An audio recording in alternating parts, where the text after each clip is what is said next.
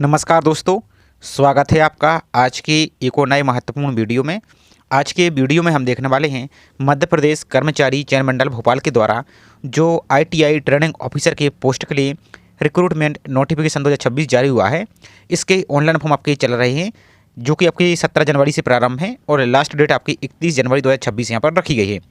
तो इसके online form को आपको कैसे फिल करना है आज की वीडियो में पर हम पूरी प्रोसेस देखने वाले हैं और इस फॉर्म को आप अपने मोबाइल फ़ोन से कैसे फिल करेंगे तो इसकी भी प्रोसेस इसी वीडियो में हम देखने वाले हैं। साथ ही आपको ऑनलाइन फॉर्म फिल करने में इसका हमने पहले भी वीडियो बनाया था तो उसमें आपको बहुत ज़्यादा डाउट आ रहे हैं। जैसे आपको ये समझ में नहीं आ रहा है कि आपको उसमें डिप्लोमा अपलोड करना है या डिग्री अपलोड करना है या मार्कशीट अपलोड करना है, उसमें क्या अपलोड करना है। इसके अलावा आप एक से ज़्यादा पेपर कोड के लिए कैसे अप्लाई करेंगे और किस प्रकार से आपको पेपर कोड को सिलेक्ट करना है, आप अपनी पोस्ट प्रेफरेंस को कैसे सिलेक्ट करना है। इसके अलावा आपको और अन्य जितने भी डाउट हैं तो सभी डाउट को इसी वीडियो हम क्लियर करते चलेंगे और कैसे आपको अप्लाई करना है तो इसकी प्रोसेस भी यहाँ पर हम देखते चलेंगे। तो चलिए स्टार्ट करते हैं आज के वीडियो को। साथ ही आप सभी से छोटा सा रिक्वेस्ट है, चैनल पर आप यदि पहली बार विजिट कर रहे हैं तो चैनल को सब्सक्राइब करके जरूर रखें और वीडियो को लाइक नहीं किया तो वीडियो को लाइक कीजिए और प्लीज़ आप सभी से रिक्वेस्ट है ज़्यादा से ज़्यादा चैनल को सपोर्ट कीजिए तो इससे हमें मोटिवेशन मिलता है और आप सभी के सपोर्ट से ही यहाँ पर हम रहें। तो आप सभी को सपोर्ट करना है। अब चलिए पूरी प्रोसेस को यहाँ पर हम स्टार्ट करते हैं, लेकिन प्रोसेस स्टार्ट करने से पहले इसका जो विस्तृत रूल बुक है इसको आप सभी को जरूर पढ़ना है। चलिए कुछ महत्वपूर्ण जानकारी पहले आपको हम क्लियर कर देते हैं, उसके बाद यहाँ पर फॉर्म को हम कंटिन्यू करते हैं। तो रूल बुक आप कैसे डाउनलोड करेंगे तो इसकी प्रोसेस अब आगे आपको दिखा देंगे फॉर्म फिल के साथ ही। तो सबसे पहले तो इसकी जो रूल बुक है इसकी आप डेट देख सकते हैं, आपकी डेट 17 जनवरी से और 31 जनवरी लास्ट डेट है। बाकी एग्जाम आपकी 27 फरवरी से प्रारंभ हो जाएंगी। तो इस सभी जानकारी को देख सकते हैं। बाकी एप्लीकेशन फीस भी यहाँ पर देख लीजिए। यूआर के लिए 500 रुपये प्रति प्रश्न पत्र और जो रिजर्व कैटेगरी अभ्यर्थी उनके लिए 250 रुपये प्रति प्रश्न पत्र और 60 रुपये पोर्टल चार्ज भी इसमें एक्स्ट्रा आपको लगेगा। तो बाकी तो रही जानकारी। अब चलिए इसकी पोस्ट को आपको कैसे चेक करना है एक बार जरूर चेक कर लीजिए आप। तो जब इसके नोटिफिकेशन को डाउनलोड करेंगे, अब बहुत से अभ्यर्थी ये बोल रहे हैं कि हमें समझ में नहीं आ रहा है कि हम कौन सी पोस्ट के लिए एलिजिबल है, कौन सी पोस्ट के लिए एलिजिबल नहीं है। तो आपसे रिक्वेस्ट है, आपको क्या करना है, बिल्कुल आसान प्रोसेस है, आप अपने मोबाइल से कर लीजिए। इसके नोटिफिकेशन को डाउनलोड कीजिए। अब एक एक पोस्ट कोड अभी थोड़ी सी मेहनत आपको ही करनी होगी, अन्यथा आपको कोई नहीं बताएगा। तो इसमें बिल्कुल कुछ नहीं है। आपको क्या करना है, जैसे पोस्ट कोड बन दिया गया है, अब जैसे पोस्ट कोड बन है, पोस्ट का नाम है आपका प्रशिक्षण अधिकारी इलेक्ट्रॉनिक मैकेनिक। तो इसमें आपको देख लेना कि इसमें योग्यता क्या मांगी गई। जैसे फॉर एग्जांपल के लिए यहाँ पर मांगी गई योग्यता आपकी 10th पास आपका हाई स्कूल होना चाहिए या फिर पुरानी पद्धति से आप 11वीं पास हैं तो वो आपके पास होना चाहिए। इसके अलावा यहाँ पर देखिए आपके पास संबंधित ट्रेड में एनसीबीटी से या एससीबीटी से आपके पास आईटीआई यहाँ पर देख सकते हैं या एनएनसी अप्रेंटिस परीक्षा आपके पास उत्तीर्ण होना चाहिए। या फिर देखिए तो ये आपके पास यदि ऊपर वाले क्वालिफिकेशन नहीं है तो आपके पास अथवा में लिखा है तो हाई स्कूल या इसके समक्ष आपके पास पुराने पाठ्यक्रम से 11वीं परीक्षा उत्तीर्ण होना चाहिए। और इसके साथ ही देखिए यहाँ पर तो यहाँ पर फिर देखिए आपके सेंटर ऑफ एक्सीलेंस योजना के अंतर्गत इलेक्ट्रॉनिक सेक्टर में मल्टी स्किलिंग यहाँ पर स्किलिंग कोर्स का एनसीबीटी एससीबीटी से 2 वर्षीय पाठ्यक्रम या उत्तीर्ण है तो भी अप्लाई कर सकते हैं। और यदि आपके पास ये भी नहीं है तो यहाँ पर इनमें से कोई आपके पास जैसे देखिए एआईसीटी या यूजीसी से मान्यता प्राप्त विश्वविद्यालय बोर्ड से आपके पास इलेक्ट्रॉनिक्स हुआ या इलेक्ट्रॉनिक्स एंड टेलीकम्युनिकेशन, तो इनमें से आपको देखते जाना है इनमें से आपके पास कोई एक यहाँ पर है क्या, या तो इन विषय में आप इंजीनियरिंग की है या फिर देखिए यहाँ पर है बाकी आपका, या फिर इसमें आप पॉलिटेक्निक डिप्लोमा किए हैं तो भी अप्लाई यहाँ से कर सकते हैं। तो इस प्रकार से आपको सभी पोस्ट को एक एक करके यहाँ पर आपको देख ले जाना है। और आपको करना क्या है, आप जिस पोस्ट कोड के लिए यहाँ पर देखिए सभी के साथ में यहाँ पर पोस्ट कोड भी दिए गए यहाँ पर देखिए। अब एक डाउट और आप सभी सबसे ज़्यादा आपको आ रहा है वो क्या है कि बैकलॉग पद है। तो बैकलॉग पद का मतलब ये है, जैसे यहाँ पर देखिए पहले आपको हम दिखा देते हैं। जैसे मान लीजिए पोस्ट कोड 2 आपका है, ये आपका इलेक्ट्रॉनिक्स मैकेनिक का ही है।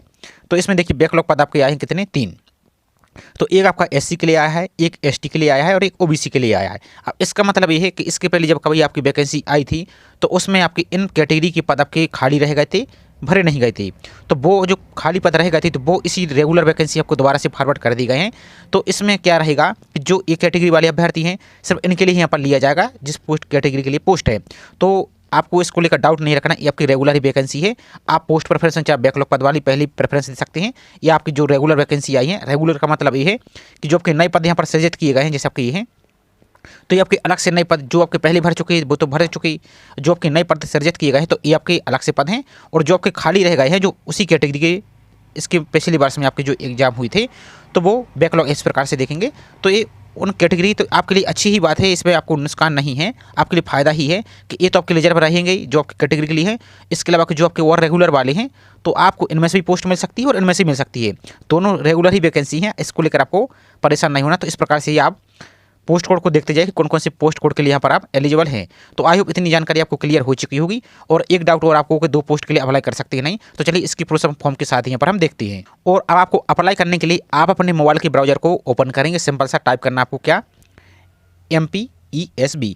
और आपसे एक रिक्वेस्ट है, आप यदि कोशिश करेंगे कि आप जो क्रोम ब्राउजर है उससे फिल ना करके आप अपने मोबाइल में प्ले स्टोर में चाहे तो फायरफॉक्स नाम का एक ब्राउजर होता है, इस प्रकार का आपको लोगो दिखेगा ये वाला, इस वाले ब्राउजर को डाउनलोड कर लीजिए। इससे फॉर्म को फिल कीजिए तो आपको PDF प्रिंट करने में भी समस्या नहीं आती है, आपको किसी प्रकार की कोई समस्या पर ज़्यादातर नहीं आती। तो इससे यूज कीजिए तो आपको ज़्यादा यहाँ पर सही रहेगा। बाकी आप क्रोम से भी फिल कर सकते हैं, आपको कोई समस्या नहीं है। लेकिन यहाँ पर आपको सेम टू सेम आपको लैपटॉप PC जैसा यहाँ पर फील आता है, आपको पोस्ट प्रोफेशनल आपको सही सही दिखेगी।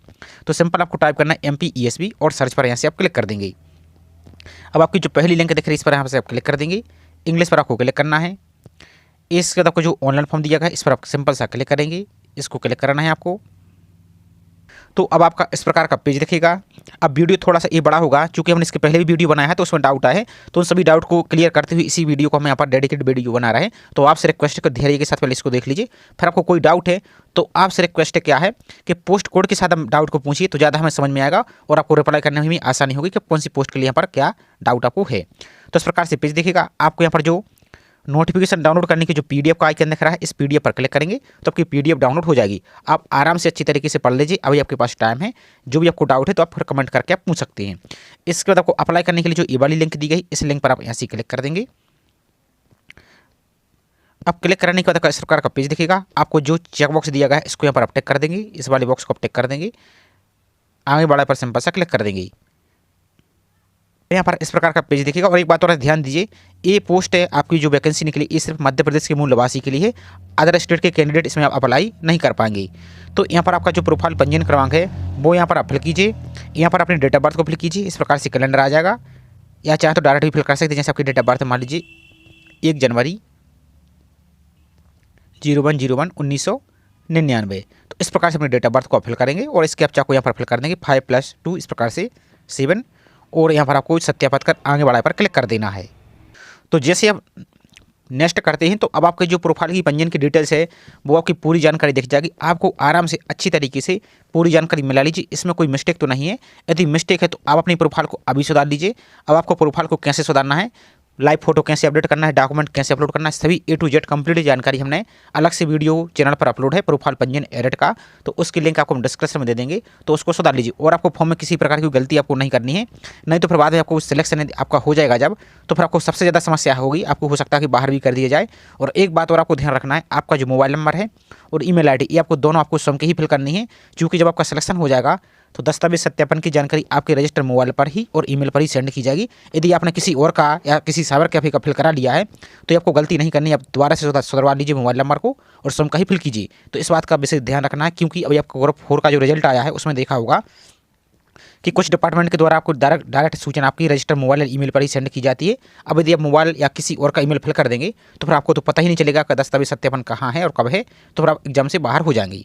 आपका सब कुछ सही, तो फिर आपको आगे बढ़ा पर यहाँ से क्लिक कर देना है। अब इसको देखिए, यहाँ पर आपका नेक्स्ट पेज ओपन होगा तो पॉइंट नंबर आपको 34 पर चले जाना है। यहाँ पर आपको अपनी क्लास सेलेक्ट करनी है। यदि आप यहाँ पर भूतपूर्व सैनिक है, सर्विसमैन तो इस पर टिक कीजिए, यदि दिव्यांग है, डिसेबल है तो इस पर टिक कीजिए, और यदि संविदा कर्मी तो इस पर टिक कीजिए, और इनमें से कुछ भी नहीं, आप फ्रेशर अभ्यर्थी हैं तो जो बिना वर्ग दिया गया X इस पर क्लिक कर देना है। इसके बाद नेक्स्ट आपको वही सिंपल आपका पॉइंट नंबर 35, तो ये तो आपको यहाँ पर क्लोज रहेंगे। अब इसके बाद नेक्स्ट है यहाँ पर कि आप शासकीय, आपको देखिए यहाँ पर कि आप शासकीय हुआ या निगम मंडल या स्वशासी संस्था के कर्मचारी हैं अथवा नगर सेवक हैं तो आपको यस करना है, इस प्रकार से यस करेंगे, और नहीं है तो नहीं पर क्लिक करेंगे। क्या मध्य प्रदेश शासन के अधीन छटनी सौदा कर्मचारी यदि हैं तो वहाँ पर करेंगे, नहीं तो पूर्ण पर ही क्लिक करना है।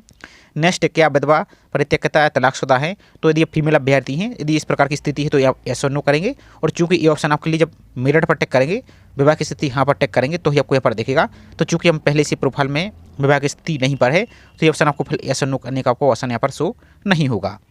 इसके बाद नेक्स्ट है आपका पॉइंट नंबर 40, तो ये भी आपको किसके लिए शो होगा, तो क्या आप आदिम जाति, अनुसूचित जाति, अनुसूचित जनजाति और पिछड़ा वर्ग कल्याण विभाग की अंतर्जातीय विवाह योजना अर्थात इंटर कास्ट मैरिज के तहत पुरस्कृत हैं आप, तो यस करेंगे, नहीं तो आपको नो पर ही क्लिक करना है। तो ये भी आपको किसके लिए दिखेगा, यदि आपने प्रोफाइल में विवाह की स्थिति आप विवाहित अभ्यर्थी है तो यस नो करने का दिखेगा। यदि जो अनमेरिड है तो उनके लिए ऑप्शन आपको क्लोज रहेंगे, तो इसको भी आपको परेशान नहीं होना है। इसके बाद नेक्स्ट देखिए, अब आपका क्या विक्रम पुरस्कार से सम्मानित खिलाड़ी यदि आप हैं तो वहाँ पर, नहीं तो नो पर ही क्लिक करना है।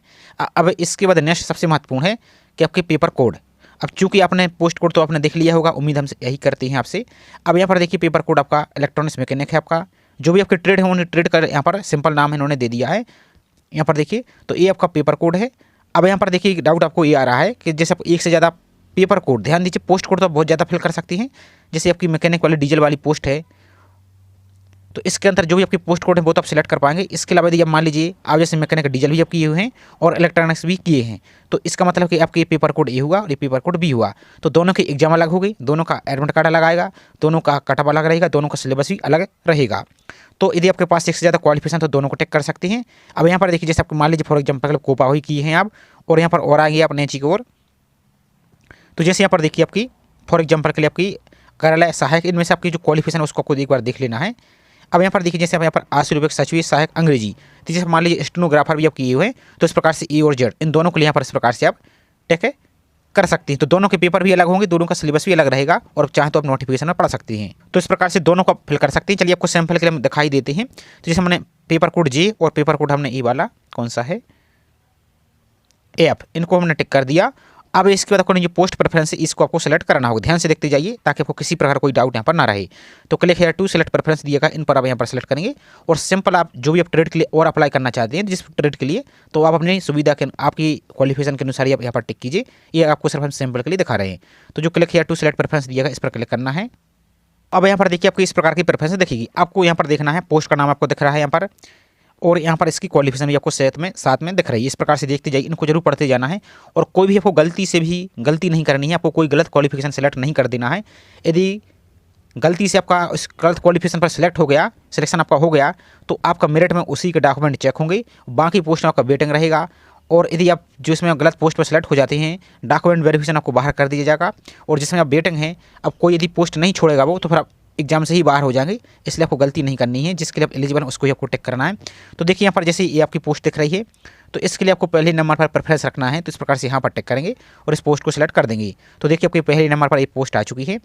इसके बाद दूसरी पोस्ट कोड यहाँ पर देखिए आपको और थोड़ा सा दिखा देती है यहाँ पर। अब यहाँ पर एक डाउट आपको ये आ रहा था बैकलॉग का, ये आपको बैकलॉग दिया गया है और ये आपकी रेगुलर वैकेंसी यहाँ पर देखिए आपकी सीधी भर्ती है। तो इसका मतलब यही है कि जो बैकलॉग वाली पद थी आपकी, वो आपकी पहले पोस्ट खाली रह चुकी थी, वही आया है। तो आप इनमें कोई दिक्कत नहीं, आप चाहें तो इसको चलिए आपको हम दिखा देते हैं। आप चाहें तो इसको भी यहाँ पर आप इस पर भी पहले नंबर पर टिक कर सकते हैं, कोई आपको बिल्कुल समस्या नहीं। आप चाहें तो इसको पहले नंबर पर रख सकते हैं, यहाँ पर पहले नंबर पर रख सकते हैं इस प्रकार से, तो आपकी पहली पर आ जाएगी इस प्रकार से। इसके बाद आपको यहाँ पर आपको दूसरे पर रखना है, तो इसको दूसरे पर भी रख सकते हैं। इसको लेकर आपको कोई समस्या नहीं, आपकी दोनों रेगुलर ही वैकेंसी है, आपको ये भी मिल सकती है, ये भी मिल सकती है। इसके बाद नेक्स्ट आपकी और दूसरी पेपर कोड है। अब इसके बाद देखिए आपके जो स्टेनोग्राफर इसके लिए भी अब एलिजिबल थे, तो आपने चूंकि पेपर कोड जेड से भी सिलेक्ट किया है, तो इसकी भी आपको प्रेफरेंस सेलेक्ट करनी होगी। जैसे इसके लिए आपको यहाँ पर सेलेक्ट करना है, तो यहाँ पर टिक करेंगे इस प्रकार से, यहाँ पर टिक कीजिए और इस पर आपको टिक करना है। इसके बाद नेक्स्ट आपका, तो इसमें आपकी इतनी पेपर कोड यहाँ पर है, पोस्ट यहाँ पर देख लेती है और हम, तो इसमें सिर्फ एक ही पेपर यहाँ पर पोस्ट कोड आपको आ रहा है स्टेनोग्राफर वाले में।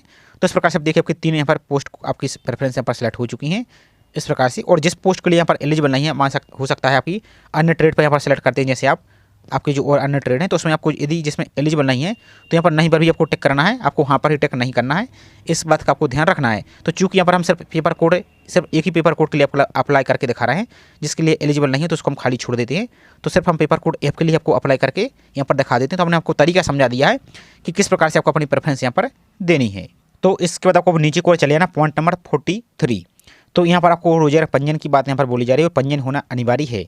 तो यहाँ पर आपको रोजर पंजीयन आपके पास है या नहीं, तो आपको यहाँ पर ही टिक करना है। यदि नहीं पर टिक करते हैं तो देख सकते हैं आप इसमें एलिजिबल नहीं रहेंगे, तो आपको पहले रोजर पंजीयन कर लेना है। अब चूंकि आपको रोजर पंजीयन में भी समस्या आ रही है, तो इसका हम आपको नेक्स्ट जल्दी वीडियो आपको प्रोवाइड कर देंगे, तो उसको देखकर अपना रोजर पंजीयन को कर सकते हैं। चूँकि आपका एक नई पोर्टल भी बनाया गया है उसको लेकर, तो उसमें आपको OTP की समस्या आपको आ रही है, तो उसका क्या कुछ सोल्यूशन रहेगा, जो उचित समाधान रहेगा, तो उसको हम पूरी कोशिश रहेंगे नेक्स्ट वीडियो में प्रोवाइड करने की। तो इस प्रकार से अपना यहाँ पर टिक करेंगे। अब आपका जो रोजर पंजीयन क्रमांक है वो यहाँ पर आप फिल कर देंगे, और किस डेट को आपने रोजर पंजीयन किया था तो वो पूरी डेट यहाँ पर आप फिल कर देंगे। आपकी रोजर पंजीयन में ये डेट आपकी मेंशन रहेगी। इसके बाद अपना जिला को सिलेक्ट करेंगे, किस जिले से आपने रोजर पंजीयन किया है, तो इसको यहाँ पर आप सिलेक्ट कर लेंगे जो भी आपका जिला है। इसके बाद नेक्स्ट आपको यहाँ पर देखिए आपका आवेदित पद या पदों हेतु नियम पुस्तिका के अध्याय 2 में जो उल्लेखित विभागवार एवं पदवार न्यूनतम शिक्षण अर्हता व अनर्हता को आपने अच्छी तरीके से पढ़ दिया है, और तद अनुसार आप शिक्षण अर्हता व अनर्हता रखते हैं, तो यहाँ पर आपको हाँ ही टिक करना है। इस प्रकार से आप हाँ पर टिक कीजिए। इसके बाद नेक्स्ट है कि आपके पास समग्र आईडी क्रमांक है, यदि आपके पास है तो हाँ पर टक करेंगे। और आपका जो समग्र आईडी नंबर है, आपका जो एक फैमिली आईडी एक आपकी स्वयं की होती है, तो आपकी जो स्वयं की आईडी वो यहाँ पर फिल कर सकते हैं। और यदि नहीं है तो इस पर नो भी क्लिक कर सकते हैं। लेकिन आपके पास समग्र आईडी जरूर होगी, क्योंकि जो रोजर पंजीयन है वो आपके समग्र आईडी से ही आपको लिंक हो रहा है। तो आपको हाँ करके आपको यहाँ पर रोजर आपकी समग्र आईडी वो इसको आपको दे देना है। यदि नहीं है तो नो पर भी टिक कर सकते हैं, यहाँ पर कोई आपको आवश्यक यहाँ पर नहीं है। इसका द नेक्स्ट पॉइंट नंबर 48, आपको एग्जाम सेंटर दिए हैं, 12 एग्जाम सेंटर दिए गए हैं। तो आपको जो भी आपके नज़दीकी क्रम है उसी क्रम से आप यहाँ पर इसको आप सभी 12 एग्जाम सेंटर को एक एक करके यहाँ पर आप इसको इस प्रकार से सिलेक्ट करते जाइए। इसका आपको लास्ट में यहाँ पर जो चेक बॉक्स दिया है इसको आपको टिक करना है। और आगे बढ़ाने से पहले आपको एक बार सभी जानकारी को चेक कर लेना है, कहीं कोई मिस्टेक तो नहीं, पोस्ट को आपको चेंज तो नहीं करना है। यदि कुछ है तो अभी सुधार लीजिए, नहीं तो फिर बाद में फॉर्म सुधारेंगे तो 60 रुपये आपको एक्स्ट्रा अलग से ही लगेगा। तो आपको अभी कर लीजिए ताकि आपको 60 रुपये कहीं और आपके काम आए। इसके बाद आपको आगे बढ़ा पर सिंपल सा क्लिक यहाँ से कर देना है। तो इसके बाद आपका फॉर्म सबमिट हो जाएगा। लेकिन सबसे ऊपर देखिए आपको इस प्रकार का देखिएगा आपको आवेदन क्रमांक, इसको जरूर नोट कर लेना है, इसका स्क्रीनशॉट ले लेना है कि यदि मान लीजिए बाहर हो जाती है, यहाँ पर पेज रिफ्रेश हो जाता है, तो इस एप्लीकेशन नंबर को फिल करके आप दोबारा से फॉर्म को कंटिन्यू कर सकते हैं, अपनी फीस पे कर सकते हैं और अपना पेमेंट को और फॉर्म के स्टेटस को चेक कर सकते हैं। तो इसको आपको जरूर नोट कर लेना है। इसको स्क्रॉल करते हुए नीचे कोड चले जाना है। अब इसके बाद नेक्स्ट, चूंकि हमने सिर्फ पेपर कोड एक के लिए यहाँ पर सिर्फ एक ही पेपर कोड के लिए अप्लाई किया है जिसके लिए एलिजिबल थी, आपको सिर्फ हम सैंपल के लिए ही दिखा रहे हैं। तो आपको यहाँ पर ध्यान देना है। अब आपको क्या करना है, यहाँ पर देखिए कंप्यूटर ऑपरेटर प्रोग्राम असिस्टेंट, तो इसमें आपको जो कोपा है, अब इससे संबंध आपकी जो भी क्वालिफिकेशन यहाँ पर थी तो उसकी आपको मार्कशीट अपलोड करनी है। ध्यान दीजिए, यहाँ पर देखिए आपको अंक सूची दिया गया है, यहाँ पर देखेंगे आप, तो यहाँ पर अंक सूची का मतलब है कि फाइनल सेमेस्टर या फाइनल ईयर की मार्कशीट ही आपको अपलोड करनी है। यदि आप इस पोस्ट के लिए एलिजिबल हैं, जैसे यहाँ पर आपका ITI मांगा गया है कोपा का, तो उसकी फाइनल सेमेस्टर की या फाइनल ईयर की मार्कशीट अपलोड करेंगे। या आप यदि डिप्लोमा बेस पर फिल कर रहे हैं, जैसे आपका PGDC हुआ, तो उसकी जो फाइनल सेमेस्टर की मार्कशीट है वो अपलोड करेंगे। या आप जो भी आपके पास डिप्लोमा है, कहने का मतलब है कि जो मार्कशीट है आपको उसको अपलोड यहाँ से करना है। तो उसको कैसे करना है, तो यहाँ पर विड्थ है और हाइट इन्होंने दे दिया है, तो पिक्सल आप इसकी विड्थ को चौड़ाई को 700 रख सकते हैं और हाइट को 950 रख सकते हैं। और इसकी साइज आपको 140 KB के आसपास रखिए और JPG फॉर्मेट में अपलोड कर दीजिए। अब इसको रिसर्च करने में यदि आपको समस्या आ रही है तो इमेज रिसर्च का एक चैनल पर ऑलरेडी वीडियो अपलोड है। यदि हम इस वीडियो में बताएंगे तो वीडियो बहुत ज़्यादा बड़ा हो जाएगा, तो उसको देख लीजिए। अब इसका पहले स्क्रीनशॉट ले लीजिए, इस डायमेंशन का स्क्रीनशॉट ले लीजिए। तो उसमें आपको जो विड्थ ऑप्शन बताया गया है वीडियो में, उसमें आप 700 फिल कर देंगे चौड़ाई में, और आपको जो हाइट वाला ऑप्शन बताया गया वहाँ पर आप 950 कर देंगे। और आपको जो साइज़ दी गई है इसमें 150 KB दिया गया है, तो लगभग 140 KB के आसपास अपनी इमेज को अपलोड कीजिए। तो गैलरी से हमारे सेलेक्ट करेंगे और अपलोड पर क्लिक कर देंगे। और एक बात और आपको ध्यान रखना है कि आपकी मार्कशीट ब्लर अपलोड नहीं होनी चाहिए और कोई और गलत आपको मार्कशीट अपलोड नहीं कर देना है, नहीं तो 100% आपका फॉर्म रिजेक्ट कर दिया जाएगा। और जब रिजेक्ट हो जाता है फॉर्म तो आपको ESB के द्वारा बताया भी नहीं जाता कि आपका फॉर्म रिजेक्ट कर दिया है। जब अपना एडमिट कार्ड चेक करते हैं तो उसी टाइम एडमिट कार्ड जारी नहीं होता है। तो ये आपको सावधानी से ही करना है। आप यदि फॉर्म फिल कर रहे हैं या कहीं और किसी साइबर कैफे से फिल करा रहे हैं तो इसको कोई एक बार चेक जरूर कर लेना है। इसका तो कुछ सबमिट डिटेल पर सिंपल सा यहाँ से क्लिक कर देना है। इसके तक पूरा फॉर्म आपका सबमिट हो जाएगा। ऊपर देखेंगे तो भुगतान नहीं दिख रहा होगा, नीचे को रहना तो जो प्रिंट का ऑप्शन दिया है इस प्रिंट पर ही पहले क्लिक करना होगा, तब आपका ये ऑप्शन आपका ओपन होगा। तो प्रिंट पर क्लिक कीजिए। यदि मोबाइल से फिल कर रहे हैं तो इसको क्लिक करके अपने फॉर्म को सेव कर सकते हैं। यदि फायरफॉक्स ब्राउजर यूज कर रहे हैं तो आपको एरर नहीं आएगा, आप A4 साइज में इसको आप सेव कर लीजिए। और यदि क्रोम ब्राउजर से भी फिल कर रहे हैं तो यदि आपका प्रिंट नहीं हो रहा तो एक बार आपको बैक आ जाना है, सिर्फ आपको क्लिक करना है और आपको बैक आ जाना है। हो सकता है आपको इस प्रकार का एरर आए, तो इसलिए आपको हम बार बार बोल रहे हैं आपको इस पर एक बार क्लिक करना है और आपको बैक आ जाना है यदि क्रोम से कर रहे हैं। और यदि फायरफॉक्स से यूज करेंगे तो आपका PDF आसानी से आपकी सेव हो जाएगी। तो इसके बाद देखिए आपका ये प्रोसीड टू पेमेंट का जो ऑप्शन है ये आपका ओपन हो जाएगा। तो इस पर क्लिक करके आपको अपनी फीस को यहाँ से पेमेंट करना है। पेमेंट करने के लिए आपको विभिन्न प्रकार के यहाँ पर ऑप्शन देखेंगे, जैसे डेबिट कार्ड, UPI, जैसे UPI से पेमेंट करना है, फोनपे, GPay, QR कोड से। तो UPI पर सिंपल से यहाँ से आप क्लिक कर देंगे। UPI पर क्लिक करने के बाद यदि आप चाहें तो Paytm से पे करना है तो इस पर क्लिक करेंगे, या और अन्य ऑप्शन जैसे PhonePe, GPay, QR code, UPI इनके माध्यम से पे करना तो सेकंड वाले ऑप्शन पर यहाँ से आप क्लिक कर देंगे। तो इसके तक यहाँ पर बिल डेस्क आपका ओपन हो जाएगा। तो यहाँ पर आपको UPI से पे करना तो UPI पर क्लिक करेंगे तो UPI नंबर फिल कर देंगे। और यदि QR कोड से फिल करना तो QR कोड पर क्लिक करेंगे तो आपको एक QR कोड ओपन हो जाएगा, उसको स्कैन करके आपको अपनी फीस को पेमेंट कर देना। और पेमेंट करने का तो पेज को रिफ्रेश नहीं करना, आपको ज्यों करते हुए रहने देना है। लगभग कुछ सेकंड बाद आपका पेज को रीडायरेक्ट कर दिया जाएगा, आपकी फीस यहाँ पर सबमिट हो जाएगी। अब पेमेंट करने के बाद एक बार अपने फॉर्म को लॉग इन करके जरूर चेक कर लेना कि पेमेंट हुआ है या नहीं हुआ है, किसी प्रकार कोई समस्या तो नहीं आई है। तो होम पेज पर ही आएंगे, सबसे ऊपर ही देखिए आपको एक ऑप्शन दिया गया है आवेदन की स्थिति में भुगतान। तो जो आपने एप्लीकेशन नंबर नोट किया है वही एप्लीकेशन नंबर यहाँ पर फिल कर देंगे।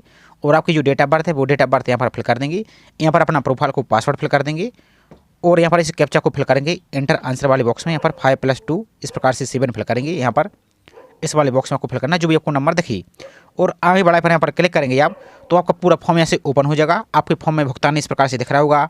QR कोड आपको यहाँ पर दिख रहा होगा, ट्रांजेक्शन ID, ट्रांजेक्शन डेट, समय, ये सब कुछ आपको दिख रहा होगा। तो इसका मतलब है आपका फॉर्म आपका सबमिट हो गया है। और बीच में एक बार और आपको कम से कम 2 से 3 दिन बाद आपको दोबारा से एक बार और इसी प्रकार से लॉगिन करके चेक कर लेना है कि यदि किसी प्रकार कोई मिस्टेक है या कोई आपकी गलत जानकारी है तो यदि ESB फॉर्म को रिजेक्ट करता है तो आपको टाइम पर पता चल सके, ताकि आप दोबारा से नया फॉर्म फिल कर सकें। लेकिन हमारी रिक्वेस्ट है कि इस वीडियो को देखकर उम्मीद करते हैं कि आपको किसी प्रकार कोई समस्या नहीं आएगी, ना ही आपका फॉर्म रिजेक्ट होगा। आपको सिर्फ जानकारी सही तरीके से और डॉक्यूमेंट आपको सही तरीके से अपलोड करना है। 10th वाले ऑप्शन में 10th ही अपलोड करना है, कहाँ पर, आपकी प्रोफाइल पंजीयन में। और जाति प्रमाण पत्र वाले ऑप्शन में जाति प्रमाण पत्र ही, और मार्कशीट वाले ऑप्शन में मार्कशीट ही, और डिप्लोमा वाले ऑप्शन में डिप्लोमा ही। जिसको सही तरीके से फिल करना है। और यहाँ पर देखेंगे आपको यदि प्रोफाइल पासवर्ड आपको पास नहीं है तो यहाँ पर भी आपको एक ऑप्शन दिया गया है फॉरगेट प्रोफाइल पासवर्ड। तो इस ऑप्शन पर क्लिक करके अपना प्रोफाइल पासवर्ड को यहाँ पर फॉरगेट करेंगे। आपको चलिए दिखाई देते हैं थोड़ा सा। तो यहाँ पर आपको प्रोफाइल पंजीयन क्रमांक, ध्यान दीजिए, आपको यहाँ पर प्रोफाइल पंजीयन क्रमांक फिल करना है। आपको यहाँ पर अपना आवेदन क्रमांक फिल नहीं करना है। तो यहाँ पर प्रोफाइल पंजीयन क्रमांक फिल कीजिए, आपका जो रजिस्टर्ड मोबाइल नंबर वो फिल करेंगे और इस कैप्चा को इस एंटर आंसर वाले बॉक्स में फिल करेंगे और सबमिट पर क्लिक कर देंगे। तो आपका जो रजिस्टर्ड मोबाइल नंबर है उस पर एक मैसेज आएगा। उस मैसेज में आपको एक पासवर्ड लिखा रहेगा, वो आपका इस प्रकार से VAQ स्पेशल आइकन भी आपको लिख सकते हैं। तो सेम टू सेम आपको फिल करना है।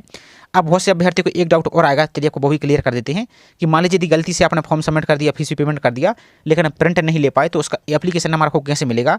तो साइड में ही देखिए प्रोफाइल संख्या से आवेदन संख्या खोजने के लिए क्लिक करें। तो इस वाले आइकन पर यहाँ पर आपको क्लिक करना है, इस पर क्लिक कीजिए। आप क्लिक करने के बाद आपका जो प्रोफाइल पंजीयन क्रमांक है वो फिल करेंगे। यहाँ पर डेट ऑफ बर्थ, यहाँ पर अपना प्रोफाइल पासवर्ड को और इस कैप्चा को जो 9+8 लिया है इस पर यहाँ पर आप फिल करेंगे इस प्रकार से इस बॉक्स में आप, और आगे बढ़ा पर क्लिक करेंगे। तो आपने अभी तक जितने फॉर्म फिल किए सभी के एप्लीकेशन नंबर देखेंगे। तो उसमें से आपका जो ITIT हो इसका एप्लीकेशन नंबर को अब नोट कर लीजिए और उसको लॉगिन करके इस वाली सेक्शन से आप अपना फॉर्म को रिप्रिंट कर सकते हैं और चेक कर सकते हैं। तो ये पूरी प्रोसेस थी। आई होप आप सभी के डाउट क्लियर हो चुके होंगे और इसको देखकर अपने फॉर्म को आसानी से फिल कर पाए होंगे। वीडियो यदि पसंद आया हो तो वीडियो को लाइक कीजिए और चैनल को अभी तक सब्सक्राइब नहीं किया है तो चैनल को सब्सक्राइब कीजिए और ज़्यादा से ज़्यादा चैनल को सपोर्ट कीजिए। और फिर भी आपको कोई डाउट आ रहा है तो बेझिझक कमेंट करके आप पूछ सकते हैं। और आपको यदि पोस्ट कोड से संबंधित कोई डाउट है तो आप पोस्ट कोड का नाम जरूर साथ में मेंशन कीजिए। और आपको जो भी समस्या आती है तो आपसे क्या कीजिए, प्लीज़ आप सभी उस प्रॉब्लम को ज़्यादा जरूर मेंशन कीजिए कि इस प्रकार की आपको समस्या आ रही है। तो हमें ज़्यादा समस्या यदि आप लिखेंगे तो हमें ज़्यादा समझ में आता है, पर उसी के आधार पर आपको हम जो कुछ समाधान होगा तो पूरी कोशिश करेंगे। तो आपको प्रॉब्लम भी साथ में लिखना है। तो और फिर भी आपको कोई डाउट है तो ESB के हेल्पलाइन नंबर पर भी आप बात कर सकते हैं। तो चलिए मिलते हैं इसी तरीके से एक और नई जानकारी के साथ। जय हिंद।